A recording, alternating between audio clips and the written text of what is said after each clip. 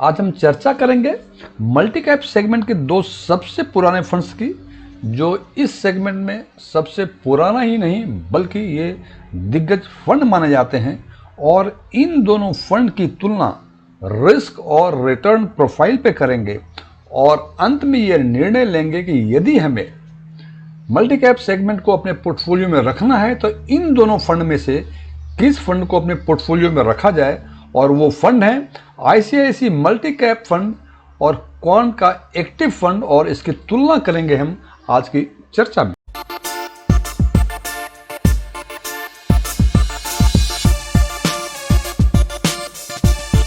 सबसे पहले चर्चा करेंगे इसके बेसिक डिटेल की और इसके ट्रेलिंग रिटर्न की। तो हम देखते हैं सबसे बेसिक डिटेल की।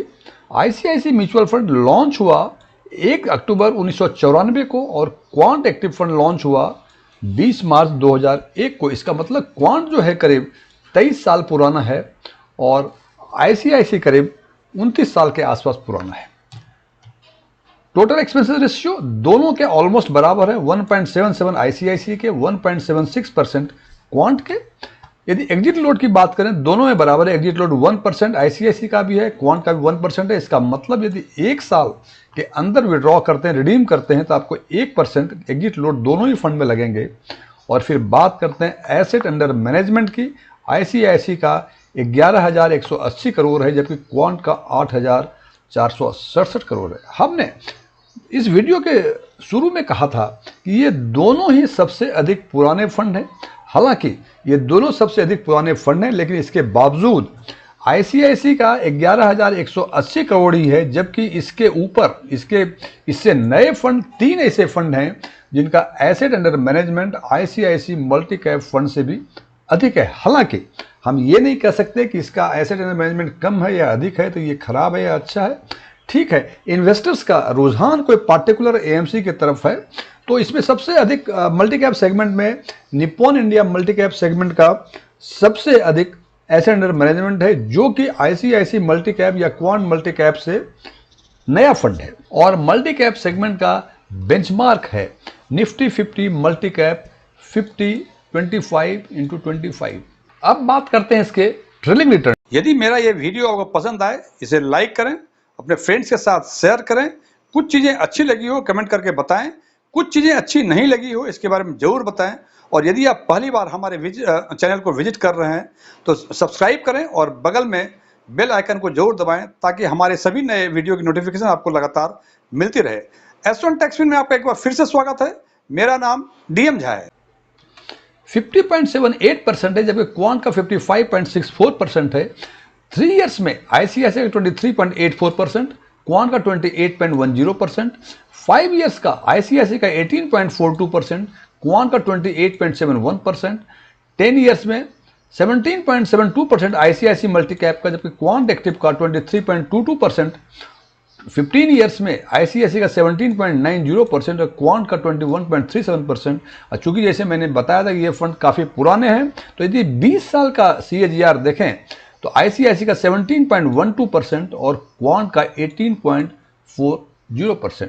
फ्रेंड्स, यदि इन दोनों ही फंड्स का आइसोलेशन में हम यदि इसका CAGR देखें, फॉर एग्जांपल यदि बात करते हैं 20 इयर्स की, तो आईसीआईसी का 17.12%, मोर देन 17%।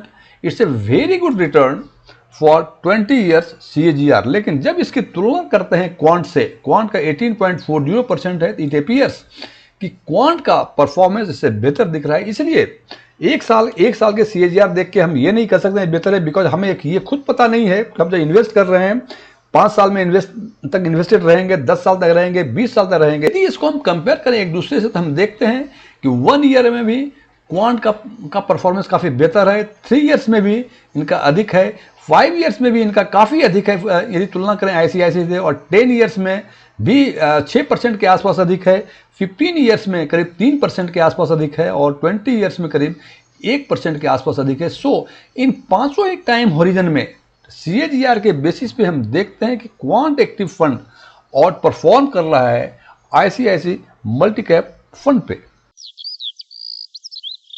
अब हम चर्चा करेंगे इन दोनों के रोलिंग रिटर्न के बारे में। रोलिंग रिटर्न हमने पिछले 20 साल का मंथली रोलिंग बेसिस पे कंपाइल किया हुआ है और इसमें 2 पोर्शन हैं। रिटर्न स्टैटिस्टिक्स, जिसमें बताता है कि कितना परसेंट इसका मैक्सिमम या मिनिमम था, और दूसरा पोर्शन रिटर्न डिस्ट्रीब्यूशन मीन्स कितने number of times different slots में पिछले 20 साल में मंथली रोलिंग बेसिस पे इन्होंने रिटर्न दिया। सबसे पहले हम रिटर्न स्टैटिस्टिक्स की बात करते हैं और देखते हैं कि क्वांट एक्टिव फंड ने पिछले 20 साल में मंथली रोलिंग बेसिस पे सबसे अधिक मैक्सिमम 62.74% दिया था, जबकि आईसीआईसी ने मल्टी कैप ने इट वाज 28.16%।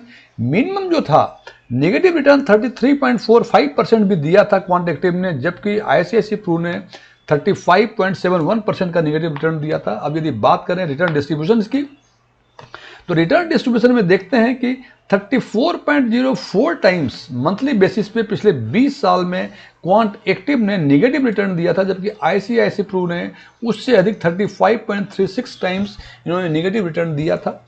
हमने यहाँ 10% से लेके मोर देन 20% तक के रिटर्न को हमने फोकस में रखा है, बिकॉज हम ये सोचते हैं कि यदि मल्टी कैप सेगमेंट में मैं इन्वेस्ट कर रहा हूँ तो 10% से नीचे का रिटर्न मुझे नहीं चाहिए, इसलिए हमने 10 से लेके मोर देन 20% तक का रिटर्न का कंपेयर किया है हमने। तो 10 से 12% में हम देखते हैं कि 2.76 टाइम्स क्वांट एक्टिव ने दिया और आईसीआईसी प्रू ने 2.47 दिया। 12 से 15% के बीच 2.25 टाइम्स दिया क्वांट एक्टिव ने, जबकि आईसीआईसी ने दिया 1.57। 15 से 20% के बीच 1.02 दिया इन्होंने क्वांट एक्टिव ने, जबकि आईसीआईसी प्रू ने 0.73 दिया, और more than 20% 0.63 times quant active ने दिया, जबकि आईसीआईसी ने केवल 0.37 टाइम्स ही दिया था। यदि इसको हम कंपेयर करें एक दूसरे से तो हम देखते हैं कि पर रोलिंग रिटर्न की तुलना करें, आउट ऑफ 7 पैरामीटर्स 6 पैरामीटर में क्वांट एक्टिव जो है ये आउट परफॉर्म कर रहा है आईसीआईसी प्रू को। ये है मैक्सिमम, केवल एक ही पैरामीटर्स है जहां की ये ऑलमोस्ट बराबर है, आउट परफॉर्म नहीं कर रहा है, तो दोनों ऑलमोस्ट बराबर है।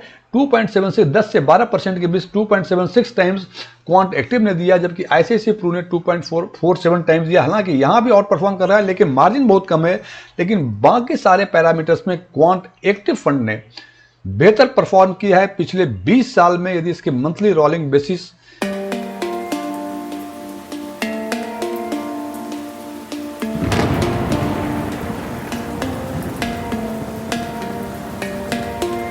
अब बात करते हैं इनके रिस्क परफॉर्मेंस, रिस्क प्रोफाइल की, रिस्क असेसमेंट की। तो हमने इनमें 5-6 पैरामीटर्स को लिया हुआ है। सबसे पहला स्टैंडर्ड डेविएशन आईसीआईसी का 9.73% है, जबकि क्वांट का 14.15% है।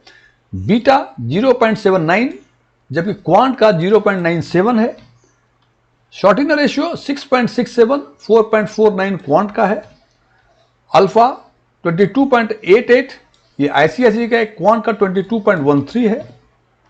और टर्नओवर रेशियो आईसीआईसी का 91% है, जबकि क्वांट का 285। यदि आपको इन सारे रेशियो के बारे में पता है तो अच्छी बात है। यदि चाहते हैं इस रेशियो के बारे में कुछ और जानना तो हमारे प्लेलिस्ट में जाके इसके बारे में जानकारी ले सकते हैं। सबसे पहले बात करता हूं स्टैंडर्ड डेविएशन की। स्टैंडर्ड डेविएशन का मतलब जो भी रिजल्ट एक्सपेक्ट करते हैं उससे कितना डेविएट हो सकता है। तो इस मामले में देखते हैं कि क्वांट में वोलेटिलिटी अधिक दिख रहा है कि जो हम उम्मीद करते हैं उससे अधिक ये वेरी कर सकता है रिजल्ट। आईसीआईसी में 9.73 जबकि क्वांट में 14.15 है। बीटा ये वोलेटिलिटी दिखाता है। यहां भी देखते हैं कि क्वांट की volatility in comparison to ICICI अधिक है। शॉर्टिंग रेशियो इसको बोलते हैं risk adjusted return. Risk adjusted return ICICI का बेहतर है 6.67%, जबकि क्वांट का 4.49 ही है। अल्फा 22.88 ये आउट परफॉर्म कर रहा है। क्वांट को अल्फा बताता है कि बेंचमार्क से कितना अधिक रिटर्न देने की कैपेसिटी ये फंड रखता है। तो आईसीआईसी रखता है 22.88%, जबकि क्वांट रखता है 22.13% ही। और टर्नओवर रेशियो फ्रेंड्स यहाँ काफी डिफरेंस है। टर्नओवर रेशियो आईसीआईसी का 91 है, जबकि क्वांट का 285 है। इसका मतलब मैं बता दूं टर्नओवर रेशियो के बारे में, यदि इसका 285 है इसका मतलब सीधे साफ शब्दों में कि ये फंड पूरे एक साल में अपने पोर्टफोलियो को 3 बार 2.85 टाइम्स के आसपास ये चेंज कर लेता है। मतलब ये काफी एक्टिव फंड है। हालांकि एक्सपेंसेस रेशियो के बारे में चर्चा की थी, दोनों ही फंड का ऑलमोस्ट बराबर है, लेकिन यदि इनका टर्नओवर रेशियो कम होता तो शायद इन क्वांट का परफॉर्मेंस और बेहतर होता। यदि रिस्क असेसमेंट बेसिस के पर हम इन दोनों फंड को कंपेयर करें तो हम देखते हैं कि ये 5 पैरामीटर्स में से ऑल 5 पैरामीटर्स में क्वांट जो है लैगिंग बिहाइंड द आईसीआईसी, और खासकर टर्नओवर रेशियो में ये काफ़ी पीछे है, क्योंकि टर्नओवर रेशियो में आईसीआईसी का 91 ही है। मतलब आईसीआईसी का फंड मैनेजर अपने पोर्टफोलियो को रफली एक साल में एक बार पूरा चेंज करता है, जबकि क्वांट जो है करीब करीब 3 टाइम चेंज करता है। सो रिस्क के बेसिस पे हम देखते हैं कि quant is the more risky fund. लेकिन यदि हम चर्चा करें इसके रोलिंग रिटर्न और इसके ट्रेलिंग रिटर्न के बेसिस पे, तो हम देखते हैं कि इन दोनों ही रिटर्न के बेसिस पे क्वांट जो है आउट परफॉर्म कर रहा है आईसीआईसी म्यूचुअल फंड को। इसका मतलब यदि इन दोनों फंड में से किसी एक फंड को आपको अपने पोर्टफोलियो में रखना है तो ये आपको देखना पड़ेगा कि यदि थोड़ा सा रिस्क आप ले सकते हैं तो बेहतर है कि आप क्वांट एक्टिव फंड को शॉर्टलिस्ट करें। लेकिन आप ये थोड़ा सा कंजर्वेटिव हैं तो आपके लिए बेहतर है आईसीआईसीआई मल्टी कैप फंड को सेलेक्ट करें।